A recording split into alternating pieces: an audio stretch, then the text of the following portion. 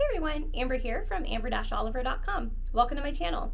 Today I'm going to be walking you through a not so fun process, but I want you all to know exactly what happened so that if you ever find yourself in a situation like we are, you hopefully will be a little more prepared. So a few weeks ago, our home was damaged really badly during the Texas freeze. We do not typically get really freezing temperatures here in Houston, and so our home was devastatingly affected. So if you ever find yourself in a similar situation where you have burst pipes in your home and water damage, I'll just kind of show you exactly what we've gone through these past few weeks. I'll tell you exactly how much everything is costing, what the timetable has looked like, and just give you some of my thoughts on the whole process.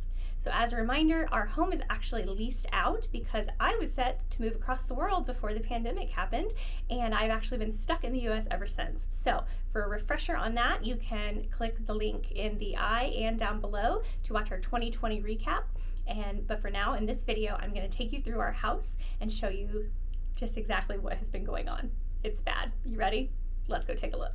The storm started on Sunday night, and I spent the next 3 days bouncing from house to house in search of electricity and running water. I was so glad to have friends to rely on during yet another hard time. It was a pretty miserable few days, but I shared more of that in my blog post linked below. Thursday morning, I got a call from our renters. A pipe burst and water was pouring through the ceiling. They were able to get the water shut off at the main, but the damage was done. The renters had found somewhere to stay Monday through Thursday, so no one was in the house when the pipe burst. I checked each day and there was no damage, so we think it wasn't until the water was restored in the city that the damage started. In hindsight, we should have shut off the water main to the house before they left, but we thought the dripping pipes were sufficient. No one tells you to shut off the main water to your house. The resulting damage has turned into more than a 7-week ordeal, and we're still not done. Because so many people in Houston were affected by the Texas freeze, our house didn't get water restored for 33 days. No running water. Our renters had to find other accommodations. This is a perfect example of why it's so important to have renter's insurance. Our rental property insurance only covered the dwelling, not our renters and their belongings or their temporary housing. Our insurance had an adjuster out to our home within a week to assess the water damage and to price replacements for everything. The price to repair the floors, the wall, the ceiling, everything that was damaged by the water was around $6,000. Because we had so many burst pipes, we actually had several locations that we had water damage, our insurance approved our pipe replacement. So we had all the old galvanized pipes in the attic replaced with PEX pipes. PEX doesn't corrode and it will actually expand if it freezes, so hopefully we never have to deal with this again. The new pipes were installed in a day and a half and were also wrapped in insulation for added protection in possible future freezes. The price to repipe our 1,400 square foot, 2-bathroom home was $5,500.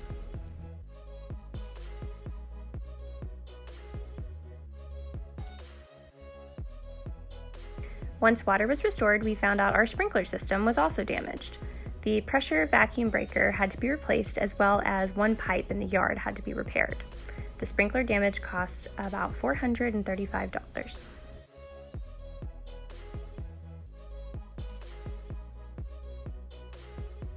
Because it was already back in the 70s and 80s after the freeze, we were really afraid of getting mold in our house.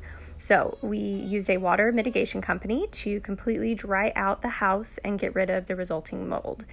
The cost of the water remediation was around $5,000. Pretty hefty, but you want to make sure that you get that cleaned up because if that ever is found in the future, it can come back on you.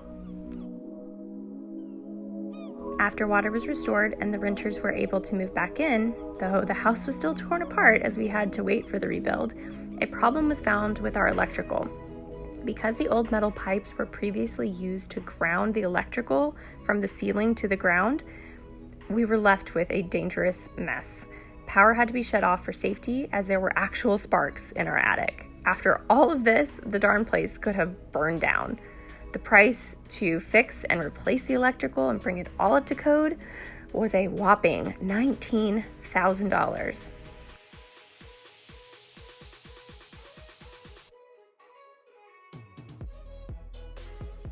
So, what do you do if a water pipe bursts in your home? Step 1, shut off the water main. Step 2, unplug anything electrical. You want to make sure you're as safe as possible. Step 3, get to cleaning as much of the water as you can. Use buckets or trash cans to catch anything that's dripping, and towels and whatever you can find to mop up the rest. Step 4, call in a plumber. Step 5, take as many pictures as possible. These kind of go hand in hand. As soon as you start the work, you want to make sure you document everything.